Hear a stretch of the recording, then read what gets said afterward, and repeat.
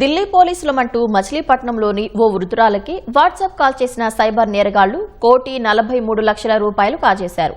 పరాసుపేటలో నివాసం ఉంటున్న Alivelu మంగమ్మను money laundering కేసులో ఇరుక్కున్నారంటూ బెదిరించి 3 విడతలుగా డబ్బులు తమ ఖాతాకు జమ చేయించుకున్నారు.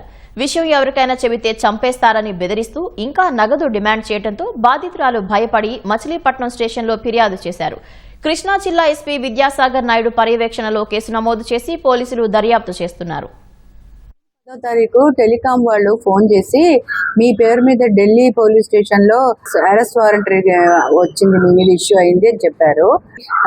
అకౌంట్లలో ఉన్న డబ్బు మాత్రం కోర్టుకి ప్లెడ్జ్ చేయండి, చేసేస్తే అది ఫారెన్సిక్ డిపార్ట్మెంట్కి వెళ్ళి మళ్ళీ 3 రోజుల్లో మీకు వెనక్కి వచ్చేస్తుంది డబ్బు అంతా అన్నారు. 15వ తారీఖు ఐఓబిలో అమౌంట్ వెళ్ళి ఎఫ్డీలన్నీ బ్రేక్ చేసి అకౌంట్లోకి వేయమన్నారు.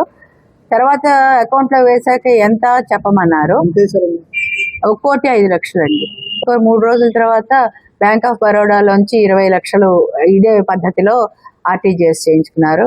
తర్వాత 29వ తారీఖు జూను ఎల్ఐసి కోఆపరేటివ్ బ్యాంక్ లో కూడా అలాగే చేయించుకున్నారు. 1,43,50,000.